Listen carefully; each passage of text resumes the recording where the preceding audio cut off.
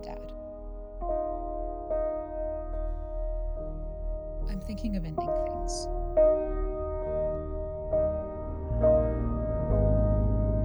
No, I'm not thinking of killing myself. I've moved past that part of my grief.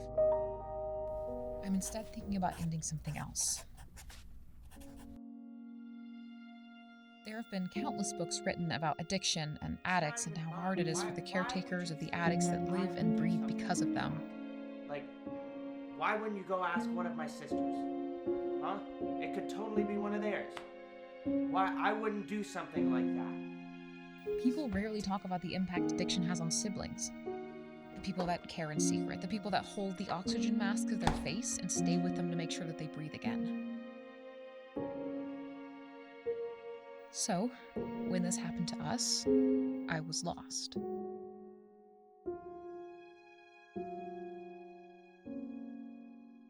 I am extremely disappointed in you. How dare you bring this into our home and then lie about who it belongs to?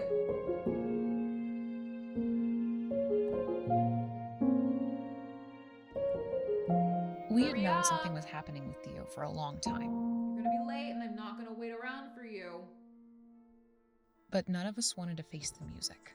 Theo?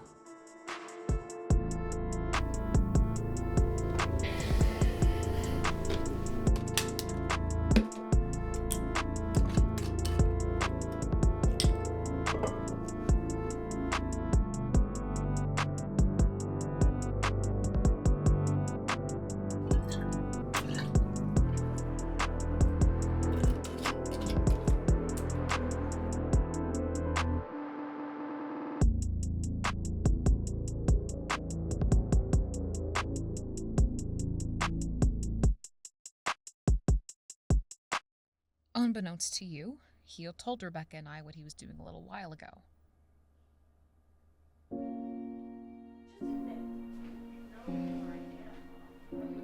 So fucking He said he was done. But we saw through the paper-thin lies and into the pitch-black truth.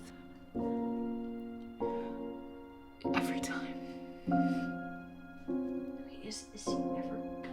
Is he ever gonna learn? This went on for 2 painful years, back and forth between if he was doing okay or not, if our family was going to survive or not. Addiction was the demon that escaped hell and infiltrated our family.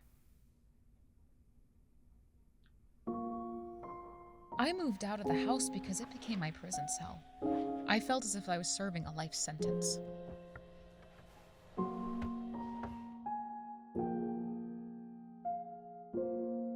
I had to escape before I succumbed to it like I had years ago.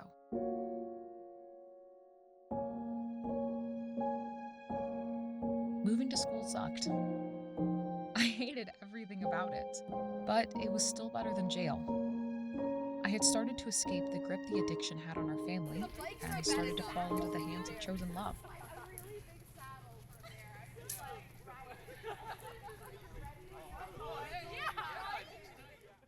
Mom, I'm so terrible.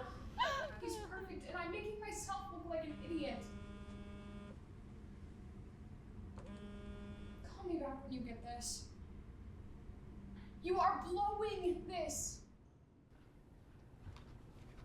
Hello? Maria, are you alone? Yeah, why? What's wrong? Theo sent the psychiatric hospital.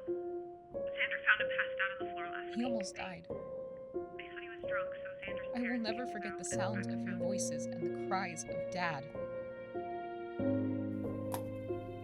The claws of his addiction had reached me again, only this time 1,000 miles away.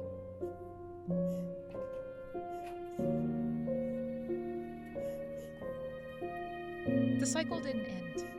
One of the greatest loves of my life was in so much pain, and I couldn't be there. It ate away at my soul and started to take my body with it. Do we get to do pickup? All I could think about was him. I got minimal updates because reliving the things you learned hurt more the second time. I turned into stone. And then I started to turn into him. He chose to be sent away, to get help, real help and you all followed. I told you I didn't want anything to do with him anymore because I was fucking done. Addiction is a selfish thing. It makes everybody in this situation selfish. I was never supposed to turn my back on the family, but I did. I stopped coming home. I stopped thinking about him and you all and Rebecca. All I cared about was me. The true demon that infiltrated me was jealousy.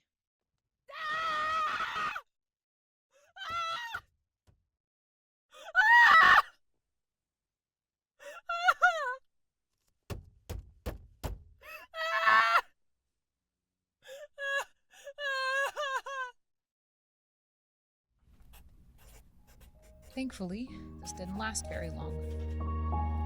I could not leave you all to grieve alone. I started to heal myself inside out. I became free.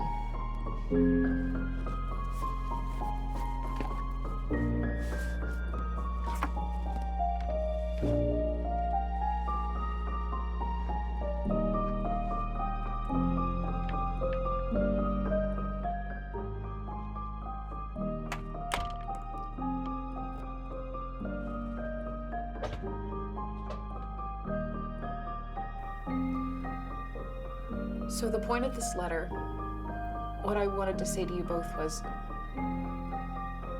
I'm sorry.